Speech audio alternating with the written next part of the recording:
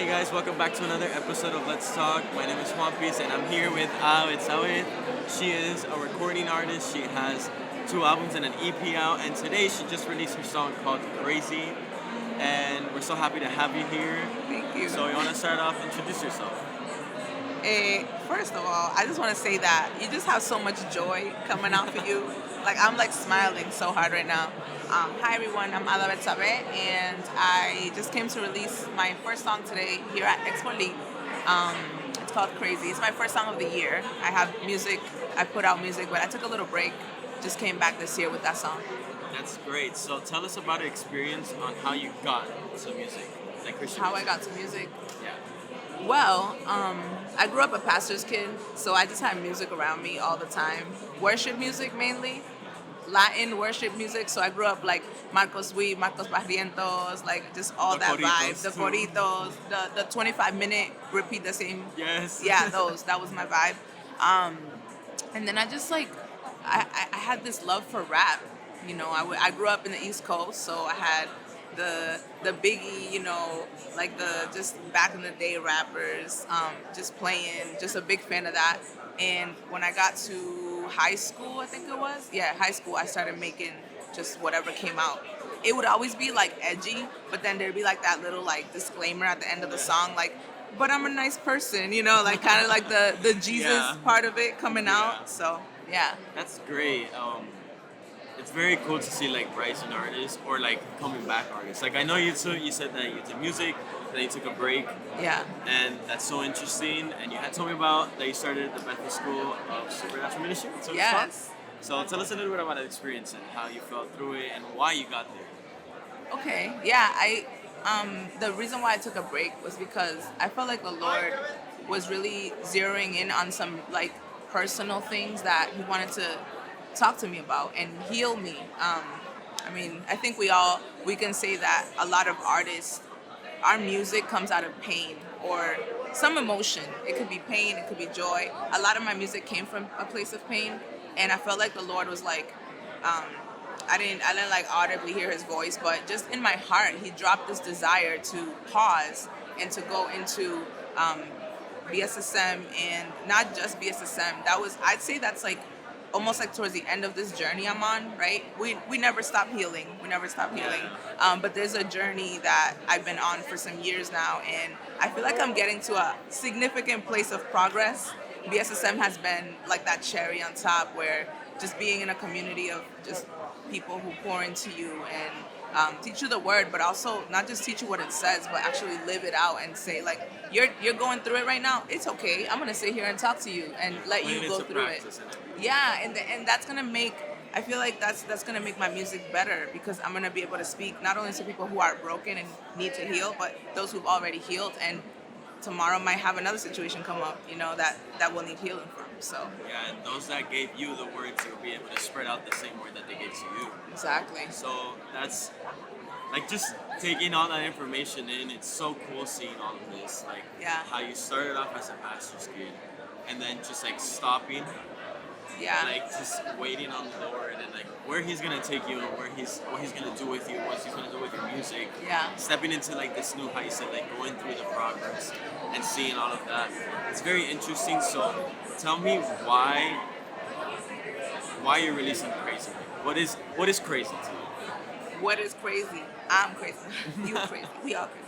We No, are. crazy is so crazy. Okay, there's a voice note in my phone right now that I just was at like I forget where I was. That there was some music playing in the background, and I just had this melody that was like, aunque algunos dicen que yo he enloquecido, they say I'm crazy, crazy, and it really came from just people just hated on me when I said I wanted to become a Christian. Like they hated on the journey. They hated on the fact that I was like, I can't do it by myself. Yeah. I've been trying. I've been doing therapy, reading self-help books. I've been doing some self-harm because sometimes we think that self-harm is going to help us and actually Yeah. harms us even more. hence the word self-harm. Yeah. You need to put like a little sound effect there when I say that. Self-harm, doo-doo-doo. But yeah, I got to this place where I was like, I'm done. Like, I'm gonna actually pursue Jesus, not religion, not, oh, let me look the part, let me talk the same way that they talk, let me not move my hands when I talk, oh, let me cover up my tattoos so people can support me. Like, nah, listen, I love you. If I see you on the side of the street, I'll give you a ride. But I am here to serve and to look at Jesus, because he's the only one worthy. He's the only one that has really overcome. We're all in the same boat, rowing. So if you call me crazy, you call yourself crazy. You know what I'm saying? So yeah, that's where it came from. And also just want to say, we should actually really love that we get persecuted or that we get hated on, because Jesus said that if we're hated on and persecuted because of his name's sake, that is actually, he's going to call us blessed. Blessed are those. So that's where crazy comes from. And the song itself is produced by a Nigerian producer. His name is T Babs. He's produced for like really up and coming Nigerian artists like all over Africa and the UK. So I'm blessed to be able to work with him. Yeah, that's so cool. I like what you like the meaning behind crazy, because just it's gonna sound like cringy or something, but it's like crazy, like how crazy came about, and it's like cringy. Yeah. Are you a Gen Zer? Yeah. Cringe. Yeah. Cringe. No, I'm kidding. I love Gen Zs. You guys got it. Like, you guys are mad funny. Like, I'm a millennial. I'm like an in-betweener. You know what I mean? But when I go like on like certain apps, I'm like, how is this free? Like, you guys are just mad funny. But anyway, continue. But yeah, like, I really like the meaning behind this. Like, it makes me want to hear your music. Like, make me want to go into it, because many people will feel identified. Like, even though oh, what's crazy? Like, that's for young people. Like, no, it's for everyone. Like, doesn't mean it's not your style. Like, it's breaking that, like, tradition that we're all into, and that it has to be like this and it has to be like that. And, like, how religion is playing inside the church right now. Yeah. And how, like, God is really using us to, like, break those things and, like, be unique in our own ways. And also, like, people will call us crazy, but, I mean, yeah. That's who we are. This gospel is crazy to them, but it's the power of salvation for us, and like the reason I love the term, oh, I got saved. I know it sounds old school, but when people ask me, what does that mean? It's like, yo, I got saved from suicide. I got saved from depression. I got saved from hopelessness. Like, I got saved from so many things. How the heck can I look at like Jesus and say, oh, you helped me when I was in my lowest. Thank you, but I'm not gonna serve you. Like, no.